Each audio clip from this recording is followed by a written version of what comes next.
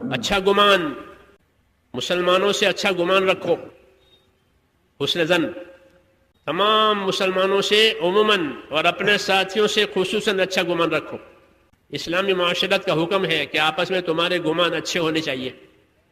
جب اچھے گمان ہوں گے تو اچھائیاں نظر آئے گی، بدگمانی ہوگی تو برائیاں نظر آئے گی۔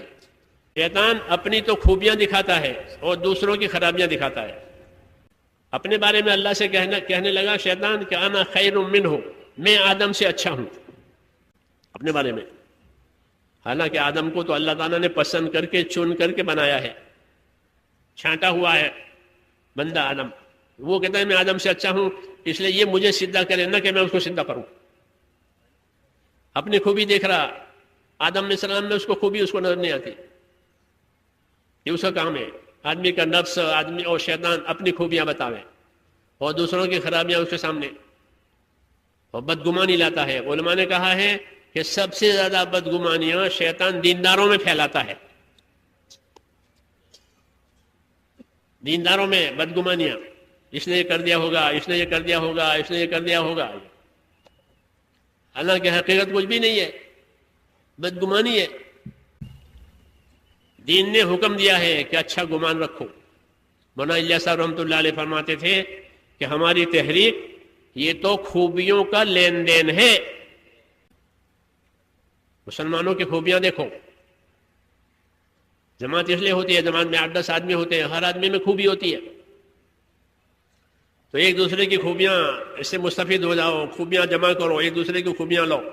یہ ذکر کرنے والا ہے، یہ خدمت کرنے والا ہے، یہ عبادت کرنے والا ہے، یہ بھاگ دوڑ کرنے والا ہے، یہ تشکیل کرنے والا ہے، یہ ہر ایک کی الگ الگ ہوتی ہے۔ 5 انگلیاں ایک سے نہیں بنائی اللہ نے، ہر ایک میں خیر ہے۔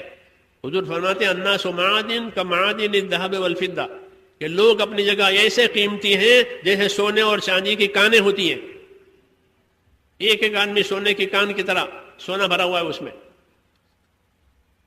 اگر اچھا گمان ہوگا تو خوبیاں نظر آئے گی، عقیدت ہوگی، محبت ہوگی، اور اگر شیطان کی طرف سے آ کر بدگمانی پیدا ہوگی پھر کٹ کٹاؤ ہوگا۔ سب سے پہلا اثر بدگمانی کا تعاون ختم ہو جائے گا، ذہن تعاون نہیں کرے گا کہ میں نہیں جانتا یہ جانے، کیوں کہ اس کو بدگمانی پیدا ہو گئی ہے، اور بدگمانی کی کوئی دلیل نہیں ہوتی۔ نظر بدل گئی ہے تو اس کو اس کی خرابیاں ہی نظر آتی ہیں ذہن میں۔ پہلے خرابیاں بدگمانی کی وجہ ذہن میں نظر آئے گی، پھر زبان پر آئے گی، جب زبان پر آئے گی تو وہی بات غیبت بنے گی، بدگمانی کے بعد غیبت بنتی ہے۔ مولانا یوسف رحمۃ اللہ علیہ فرماتے تھے کہ غیبت کا گناہ ایسا ہے کہ اس کی نقد سزا ملتی ہے۔ کہ غیبت کی نقد سزا کیا کہ ان کے دل پھٹ جائیں گے۔ بدگمانی ہوئی پھر وہ زبان پر آئے گی، انہوں نے یہ کیا، انہوں نے یہ کیا، وہ پوچھو تو اس کو خبر بھی نہیں بیچارے کو۔ پھر زبان پر تذکرہ آیا کہ غیبتیں ہوئی کہ بھائی اب دل پھٹیں گے، اس لیے اللہ نے اسے منع کیا ہے۔